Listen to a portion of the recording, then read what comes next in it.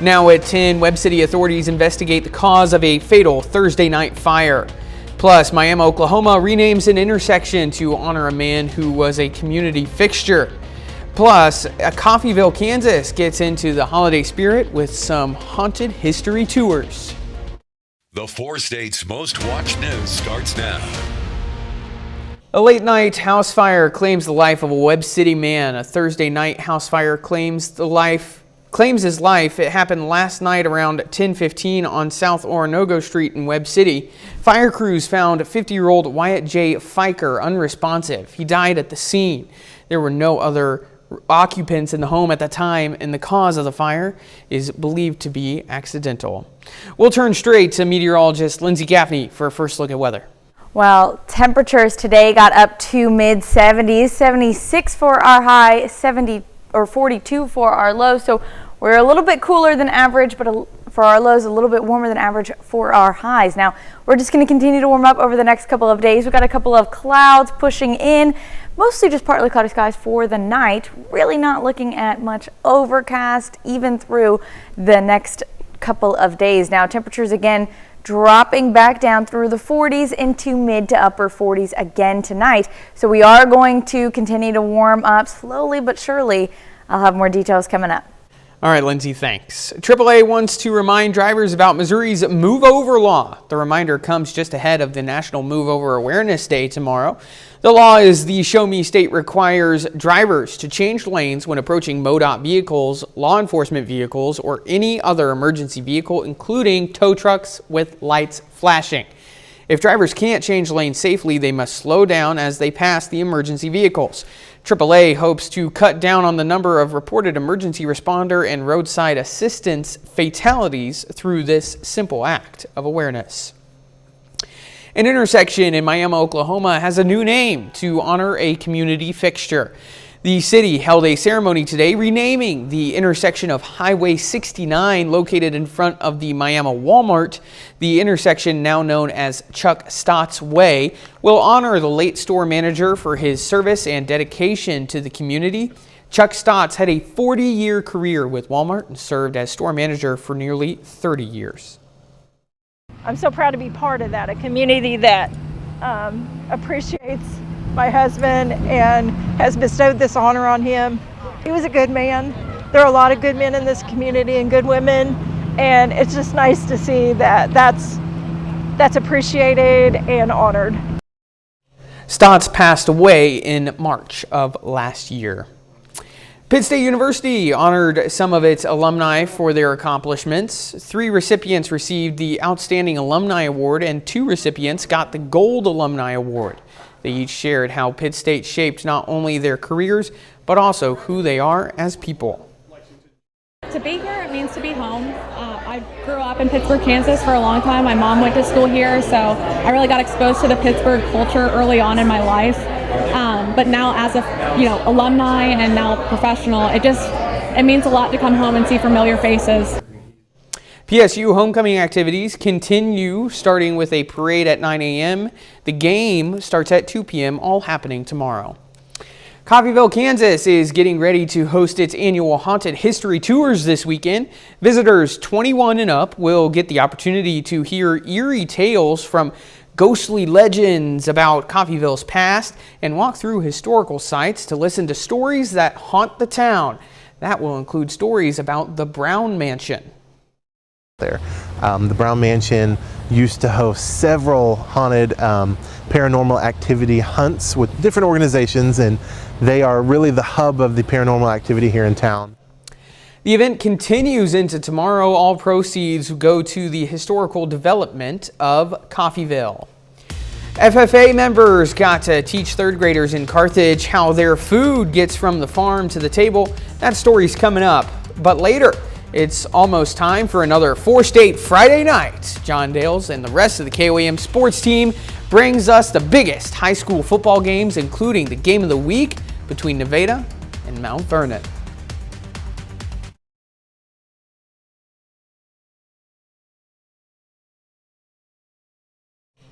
The annual Food for America event was held today in Carthage. Carthage third graders had a chance to learn all about animals like horses, mules, and cows.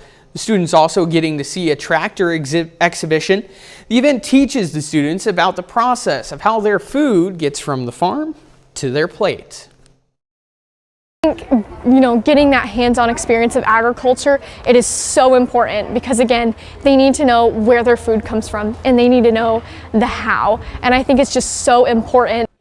The goal of the event is to educate the students on agriculture and even inspire them to get involved.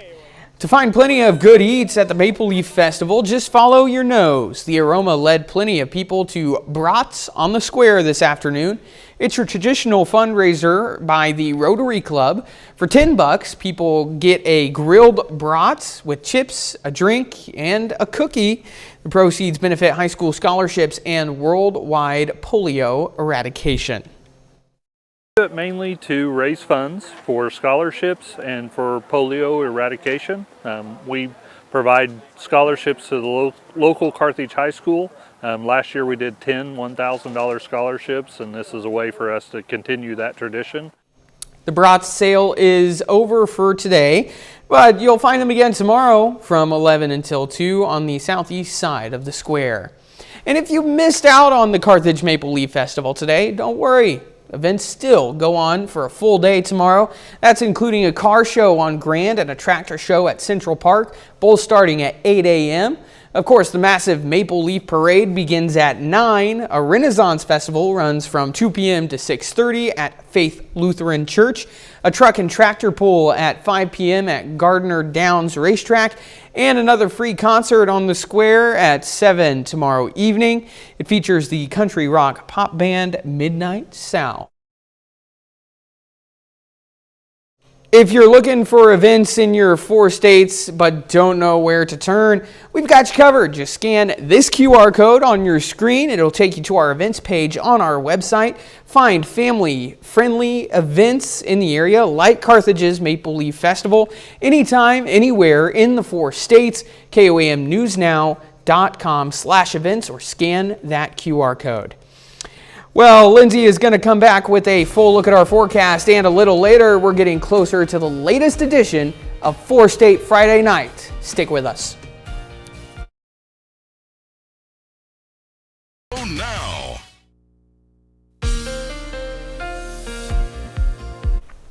Wow, we've started off the week pretty cold. Temperatures dropping down below freezing, warming up through the week and into the weekend. Taking a look outside, Indigo Sky Casino and Resort. It is a great looking night out there though. Temperatures already dropping down to the upper 50s. Mostly clear skies, though we do have a couple of clouds pushing in there, and that's going to continue for most of the afternoon. So we can start to see a few of these scattered clouds moving through the western counties into Kansas, but really we're looking good. Mostly clear skies. Temperatures dropping down to the mid to upper 40s again tonight. Now, our warming trend has been slowly warming up. Yesterday got up to just about 70. We dropped down to lower 40s last night, and then we got up to about 76 tonight, as we saw earlier. So we've been warming up, though it is not a drastic warm up, not until early next week. So tonight our lows just about 46 again, so we're only dropping down to mid to upper 40s, not quite dropping down to 50s, but a little bit below. We've got a southeasterly breeze, light breeze, but it is bringing in that warmer air. So for the next couple of days and into the weekend, as we have a high pressure over our area, this low is cut off from the jet stream. It just sits over in the western states. So we continue to warm up again, slowly but surely. So 77 for our high on Saturday, 78, 79, maybe even 80 degrees for our high on Sunday. So again, a slow warm up. Now, as this low does connect back up with the jet stream,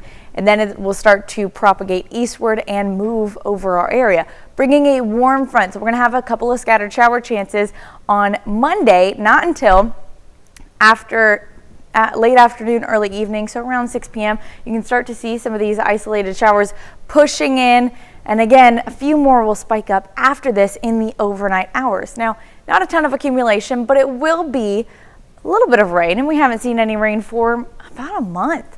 Now, mostly the rest of us getting those clouds, especially the further out east you go and the south you go, Mostly just cloudy skies, but again, a couple of those isolated showers, scattered showers as well on Monday, 20% chance right now. Then we do warm up, 83 degrees on Tuesday, 84 on Wednesday. Yet Wednesday, we got another chance of pop-up showers along a cold front, dropping temperatures back down to mid-60s and then warming up again next weekend. All right, Lindsay, thanks. Don't forget, you can be the first to know about the day's weather with the KOAM Sky Watch weather app. Get severe weather updates sent straight to your phone free of charge. It's available on the Apple App Store and the Google Play Store. KOAM Sky Watch weather app. Well, Riverton, Kansas residents let the good times roll with staff and students at the elementary school. The Riverton Elementary School hosted a carnival today. Revelers came out to enjoy some delicious food, carnival-style games, prizes, and even a bounce house. The biggest thing this year has been getting volunteers to work. We've had a lot of donors come in, we've had a lot of donations come in, which has been amazing. But the biggest thing is just having volunteers to come in and help work at the booths or volunteer their time in increments. But other than that, it's been pretty easy going. The money raised through tickets and armbands went to benefit the Riverton Elementary PTO, which will help pay for class parties, book fair, books, reward and appreciation days, and a lot more. Well, we're getting out of here so we can turn it over to Brock and John. Friday night football action straight ahead. Mike and Grant here with Mike Carpino Ford. Hey, we want to invite make everything better with Better Than Bullion.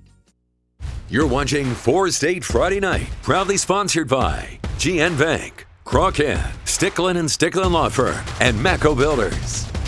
Hey, and welcome into 4-State Friday Night. It's the second to last week of the regular season in Kansas and Missouri. Well, let's get started with our game of the week featuring a couple one-loss teams from the Big Eights.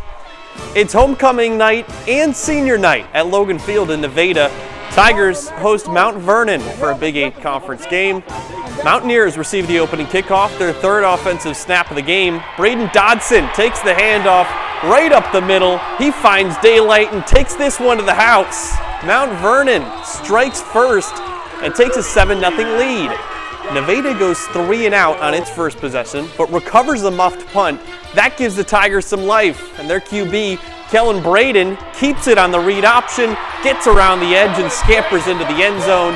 Extra point no good, scores 7-6. Next Tiger drive, their fast-paced offense gets right back to work. First, Will Jackson takes this handoff, eludes some defenders, moves the chains. A couple plays later, Braden finds John Collins on a swing pass. He gets another first down. Then they go back to Jackson, and the tailback runs hard into the end zone for a touchdown. That puts Nevada in front 14-7 after a successful 2-point try. On the kickoff afterwards, it's a line drive off the up band for Mount Vernon. Loose ball recovered by Aiden Pryor for Nevada. This was an offensive shootout, and Nevada gets the win. The Tigers win their 5th in a row. Final score 55-42. Now we take you to Anderson, Missouri. The McDonald County Mustangs take on the KC Central Blue Eagles. QB Sean Bridgewater passes this one. It's deflected by 2 Mustangs. Marquand McGowan then takes the handoff. He's tackled by Maddox Fagan for the safety. You don't see that very often. Then Mustang ball. Anthony D'Amico throws a screen to Dominic Navin. He has the ball stripped from him at the end of this play. Blue Eagles ball. Defense came to play, though, for Mount Vernon. Isaac Wagner and Miguel Melendez combined for the sack on that play. Later on, Bridgewater takes the handoff, tries to get to the outside. He's brought down by a herd of Mustangs. Back to McDonald County on offense now. And they hand it off to Melosi Sosef. He takes this one, gets a huge gain before he's brought down. Mustangs keep pounding away with Sosef. This time, he's going to get into the end zone, dragging a tackler with him. McDonald County wins big, 42-0. Switching gears to the COC, before the season, a matchup between Webb City and Carthage you might think would decide who wins the conference, but the Cardinals have been down this year, and if Carthage beats them tonight, they'll finish the regular season with a losing record. It's the COC game of the week. Carthage has won 2 of the last 3 against Webb City. First drive of the game for Webb City, Cardinals deep in Carthage territory. Jackson Lucas Play action pass. He finds his tight end, Gus Carnes. That touchdown gives the Cardinals an early 7-0 lead. Carthage looks to respond. Brady Carlton takes the snap. 2nd and long. He scrambles and extends the drive, moving the chains for a first down. Later on, 4th down, Carlton tosses the ball to the back of the end zone but can't connect with his receiver. The Webb City defense forces a turnover on downs. However, the Carthage defense would get a 3-and-out. The next Tiger possession, 4th down again. Carlton drops back. This time he finds Trent Yates, who spins free from the defense and escapes into the end zone. Carthage ties it up at 7 apiece.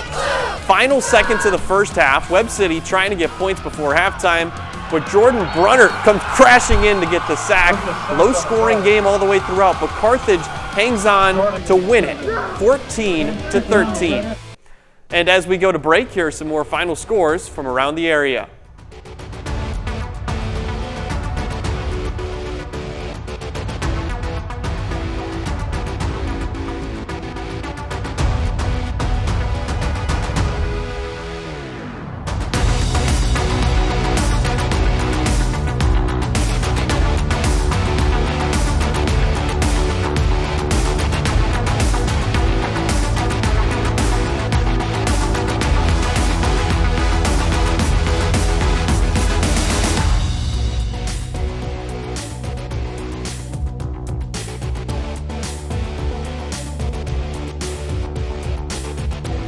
You're watching 4-State Friday Night, proudly sponsored by Sticklin & Sticklin Law Firm, GN Bank, Crockett, and Neosho County Community College. At GN Bank, we're your neighbor. Hey, welcome back into 4-State's Friday Night. Our game of the week featured Nevada and Mount Vernon, two teams who came into this week with just one loss. The team that beat both of them, Seneca, who's undefeated. Seneca makes the short drive over to East Newton to try and get a win against the Patriots, stay undefeated. First play of the game, Will Eichelberger fakes a keeper, hands it off to River Enlow, who finds a hole on the right side of the defense, picks up 35 yards, scores the opening touchdown. How about that? Patriots with the early lead. Indians now in possession of the ball. Caden Klaus hands it off to Roman Miller. He gets a big gain here, moved the chains and then some, about 30 yards before he's brought down. That puts them deep into Patriot territory. Next play, Caden Klaus fakes a handoff, takes matters into his own hands, and scampers into the end zone. Touchdown, Indians. Once they have the ball again, Caden Klaus, plenty of time and space in the pocket. He locks in and finds Hagen Ginger, snags another touchdown. Indians with the lead, 20-7 in the second quarter. Seneca's run game just looks special tonight. Klaus then, another handoff to Roman Miller, jukes a defender out, leaves him in the dust, and he takes this one down the sideline. Seneca goes on to win big. Indians win it, 63-21. Well, now let's head over to Kansas. Frontenac is also undefeated. Raiders are 6-0. They can clinch the top seed in their district tonight. In order to do so, they got to take care of upset-minded 5-1 Columbus. Frontenac at home against Columbus, holding a 7-0 lead early in the third quarter. Raiders moving the ball down the field. They hand the ball off here to Gavin Wattoon. He gets inside the 5-yard line, but spun down awkwardly, leaves the game with an injury after that play. A couple plays later, QB Brogan Smith takes it up the middle himself. Initial push gets stopped, but second effort gets into the end zone. Touchdown Raiders, 14-0. On the ensuing kickoff, Siler Schuberger on the return for Columbus. He finds a lane and sprints through it. Great field position for the Titans near midfield. They run into a 4th and 8. Needing points, they go for it. Jack Valela airs this one out deep, and it's knocked away. Great lockdown defense by Wyatt Frazier to force a turnover on downs. Next Raider possession, they move the ball efficiently right down the field, and it's punctuated by this handoff to Caden Chance, who gets outside and scores. Raiders now lead 22-0. Last gasp for Columbus. Just a few minutes left to play. Another 4th down. Valela rolls out, but he gets hit and sacked from behind by Jacob Murphy. Frontenac shuts out Columbus 22-0. Raiders improve their record to 7-0 on the season. Now we go to Labette County. Grizzlies at home hosting the Independence Bulldogs. Labette County offense would have themselves quite a night. They start things out, opening drive of the game. Aaron Wyrick uses his legs to escape the pressure, and he's going to scramble for close to a first down. Wyrick would continue to move the chains, move the ball down the field, this time through the air. He finds Keegan Bates over the middle. Nice gain. Grizzlies would have no issue moving the ball on the ground either. They go to Jamal Jackson, who bursts up the middle and free. That picks up another first down. Keep the chains moving. Then it leads to this. Next play, Jackson takes this one to the outside, and he gets into the end zone for a touchdown. Grizzlies score on the opening drive. We'll move to later in the first half. It's Independence ball. Their snap goes over the punter's head when they're trying to punt it away. He tries to save it by pitching it to his man, but the Grizzlies snuffed that out, set themselves up deep in Bulldog territory after the turnover. That leads to this. Wyrick finds Bates through the air, snags another big-time catch. This time it's a 15-yard touchdown to put the Grizzlies up 14-0. Labette County holds on for a shutout win, 28-0. Grizzlies are 4-3. It's the first time they've won 4 games since 2018. Well, we've run out of time on this edition of 4 States Friday Night. As always, I invite you to join us in about an hour over on Fox 14. That's for Press Box, where I'm joined by Brock Baldridge. Until then, here's a look back at some of the top plays of the night.